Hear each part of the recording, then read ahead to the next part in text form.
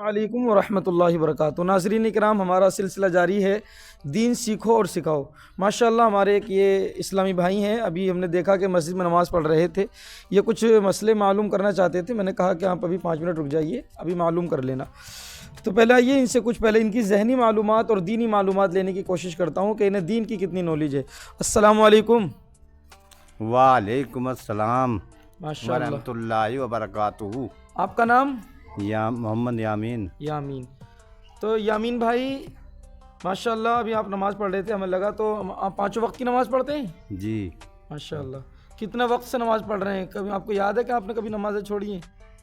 کافی دن ہو گئے نماز پڑھتے ہوئے تو۔ اچھا، بچپن سے ہی عادت ہے یا جب اب آگے جب بوڑھے ہوئے؟ بچپن سے کچھ کم عادت تھی، اب جب جوان ہو گئے تو کچھ زیادہ عادت ہو گئی۔ ماشاءاللہ ماشاءاللہ۔ تو نماز وغیرہ پوری یاد ہے آپ کو؟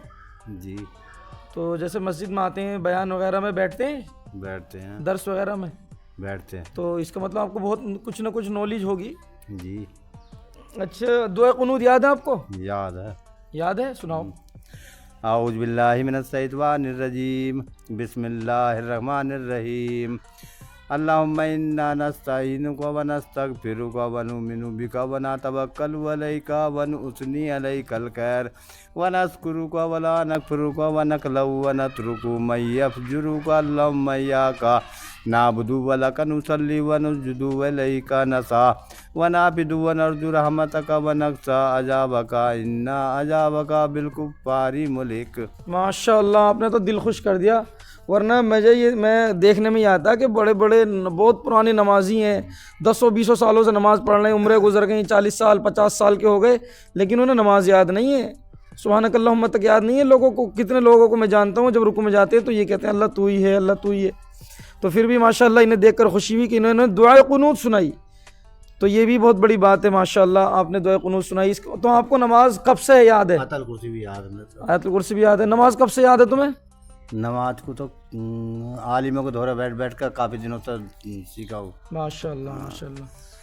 سیکھا ہاتھ ویسے بھی قافلے میں بھی گئے ہیں۔ اچھا ماشاءاللہ، تو ہاں پھر اس کی بات ہی الگ ہوگی، آپ قافلے میں گئے ماشاءاللہ۔ اچھا یہ بتائیے آپ، میں آپ سے ایک چیز پوچھنا چاہتا ہوں، اگر کوئی شخص کسی پہ ٹوپی نہیں ہے اور تو بغیر ٹوپی والے کی نماز ہو جائے گی؟ نماز تو ہو جائے گی پر مکروہ ہے۔ نماز تو ہو جائے گی پر مکروہ ہے۔ دیکھو نماز ہو جائے گی، کوئی مکروہ بھی نہیں ہے۔ اگر ٹوپی آپ کے پاس میں نہیں ہے تو نماز ہو جائے گی۔ ہاں، اور اگر کوئی شخص ننگے سر یہ سمجھ کر نماز پڑھتا ہے کہ نماز میں ٹوپی کی کیا حاجت، نماز کو اتنا بڑا مقام نہیں ہے، اہمیت نہیں ہے، تو پھر وہ بہت، اس کا مطلب یہ کفر کر رہا ہے، وہ اللہ تعالیٰ کی شان گھٹا رہا ہے۔ ہاں، اور ایک آتا ہے کہ اگر کوئی عاجزی اور انکساری کے ساتھ اللہ کی بارگاہ میں حقیر بن کر کھڑا ہو اور بغیر ٹوپی کے بھی نماز پڑھے تو بھی اور زیادہ بہتر ہے۔ لیکن ہاں، بغیر ٹوپی کی نماز ہو جائے گی، لیکن افضل یہ ہے کہ ٹوپی اوڑھ کر بندہ نماز پڑھے تاکہ پتہ چلے کہ یہ عام جگہ پر نہیں کھڑا بلکہ اللہ کی بارگاہ میں کھڑا ہے۔ اچھا مولانا، ایک مسئلہ بتائیے۔ جی پوچھیے۔ مسئلہ یہ ہے، اگر ہم جماعت سے نماز پڑھ رہے ہیں جی جی۔ اور مولانا قرات پڑھ رہے ہیں، ہاں اگر کسی وجہ سے مولانا جیسے قرات پڑھ رہے ہیں تو ہمارے منہ سے ہم تو رٹی ہوئی ہے، اگر کسی وجہ سے ہمارے منہ سے بھی الحمد نکل گئی اور ہم نے تھوڑی بہت 2-4 بول پڑھ لیا اور ہمارے یاد آ گئی کہ قرات ہو رہی ہے، تو کیا ہماری نماز میں کمی تو نہ ہو؟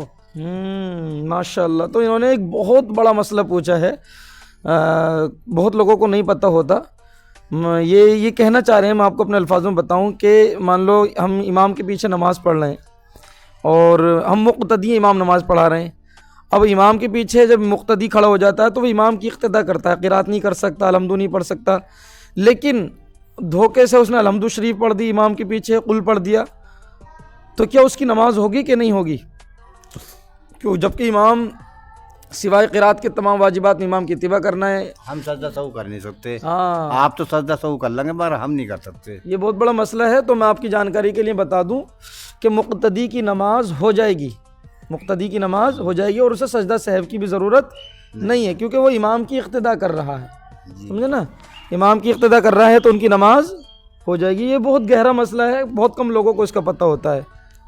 اچھا، کچھ لوگ جیسے جماعت میں کاندھے سے کاندھا ملا کے کھڑے نہیں ہوتے، کچھ آگے ہو جائیں کچھ پیچھے ہو جائیں، تو کیا وہ غلط ہے یا صحیح؟ دیکھیے میں آپ کو بتاؤں، जमात का मतलब ये है कि आप इस अंदाज से खड़े हों कि आपके बराबर में खड़े होने वाले का कांधे से कांधा टकराए बिल्कुल। जी बीच में जगह नहीं खाली रहनी चाहिए। जी कहते हैं अगर इतनी जगह खाली रहती है तो शैतान मेंढे की शक्ल में आकर दाखिल हो जाता है, फिर वो खलल डालता है, आपको दिमाग को भटकाता है।